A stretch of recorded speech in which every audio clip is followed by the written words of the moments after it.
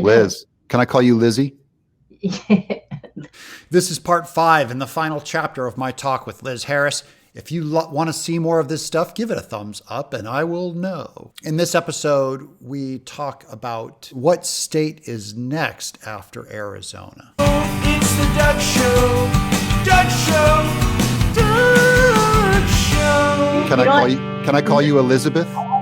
You can call me Elizabeth. Can I call you Beth? Wait, let me just tell you, Lizzie is the only one I don't like, so it reminds me of a lizard. I don't know. Can I call you Eliza? Yeah, you can call me anything except Lizzie. I'm just kidding. I'll call you Liz. This has been Liz Harris. I need you guys to get this link out to all your friends. Pray for Nevada that we can bust that out. What about if Maricopa is audited and it shows all this stuff? Wouldn't it be a logical step for them to do other counties in Arizona, since you already have strength and power, know-how, and you've already made your case? Will it not break open Arizona? Yes. So we are actually starting now. We don't want to wait. You may find per capita, there are certain areas of Arizona per capita, we'll find more in redder areas. And the rationale for this is basically around the country. Let's just say President Trump won ABC County by 72%. They great votes and he only wins by 68%. Nobody's going to research it because he still won. So I'm very confident that they did this throughout the country. So the redder the county, there's a potential that there's more than in a Democrat area. Yeah, that was what the mathematicians found in doing the point checks across that normalized line. Superstar Jovan Hutton Pulitzer, that's what everyone's asking is he involved? And he looks really happy in his videos. So I'm just assuming that he is involved. And obviously someone isn't allowed to say it because they just said it by now, but he has to be involved in this audit somehow. Assume nothing. Assume nothing, but be happy. I mean, there's a lot. I'm saying at least his criteria is met, or he wouldn't be happy.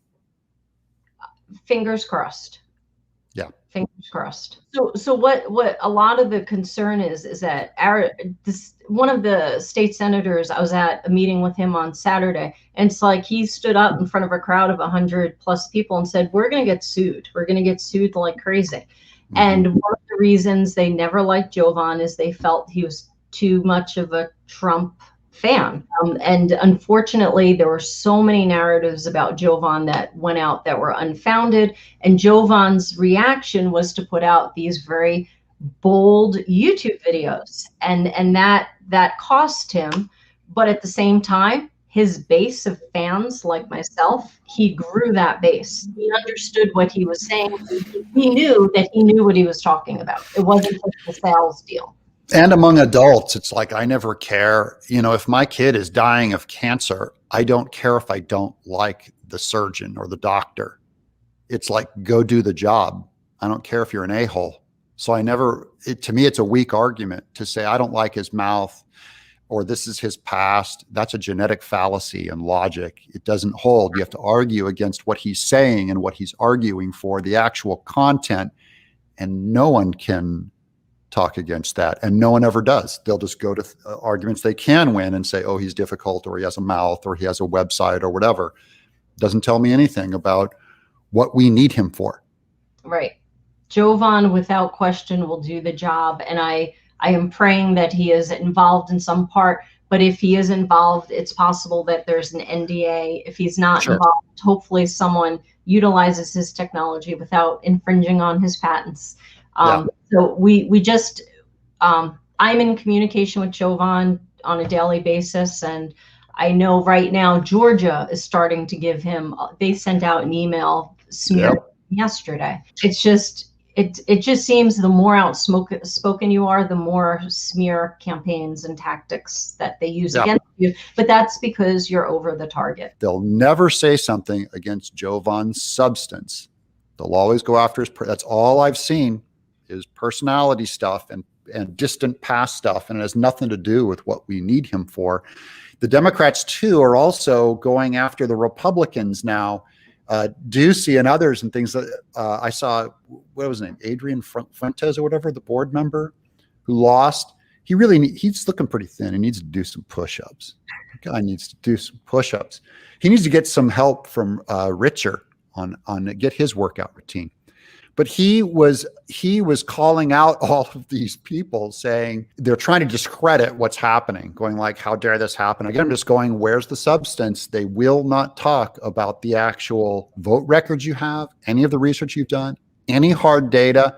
It's all look over here, look over here, look. But basically it subverts all of democracy.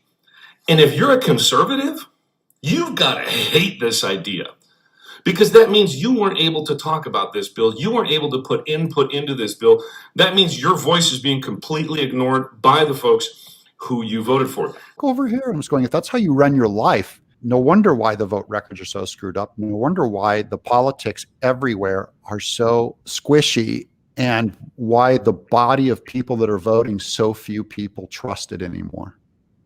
So this is a really important, two really important points. One here is a letter that I received, and I'm not going to show the year, but this gentleman, he did a similar type thing that I'm doing right now years and years ago. And he states, basically, he found in a Mesa house, 1,400 square feet, 60 registered voters in a commercial building. Was that in 2008? Was that the guy that did it in 2008? Is that the one I'm thinking of? I don't want to say what year, because what he does, let me tell you why. What he does is he states in this letter that he gave this stuff to the Attorney General at the time and the Secretary of State at the time, and he made a big deal about it, and all this information went into what he calls a black hole. They could have straightened it out then. They could have straightened it out then. This is serious stuff. It's not light stuff. It's serious stuff. So I want to point that out. And the other thing I want to point out about why Stacey Burke is holding these ballots hostage, it comes down to not being able to trust anyone. So normally the ballots would go to the voter election integrity unit run by the Arizona Attorney General. Stacey has given them information again and again and again, and they have done nothing with the data. They black holed it. Right. So that's this whole trust thing. But then, and now they need this information from her and going, trust us. She's going, I'm not going to let this thing just fall into a hole. Right. So, but there has to come a point at some time where you have to trust somebody. So what we presented to Stacey is Jovan was willing to take a look at these ballots. We also had, through the Senate, there was a private investigator who's legally licensed. He could inventory that whole entire bag. We could basically give the Senate a copy of the report, and then it can go to the AG, and we can make it all really public. But because Stacey's currently in the hospital, she's not being receptive. And it's really sad, because we had an incident where I knew where the ballots were, and Earl, the dumpster diver, knew where the ballots were. We tried to pick them up, and we both put ourselves in harm's way. The police were called, but we were trying to do the right thing. So Stacey Burke, I'm going to plead with you one more time. Just get them turned over sooner rather than later. Small steps. Give them one bag. Start with one bag and see what they do with it. All right. Well, this is all good news. Liz, thanks for coming on. I'll have you on anytime you want. We'll get this information out, and guys, spread this around. Don't forget to sign up the links down below, and you can help with this cause with good work. You can actually do work to help Maricopa. That's what I'm about. Like, subscribe, and share. I'm Doug TenNapel in Exile.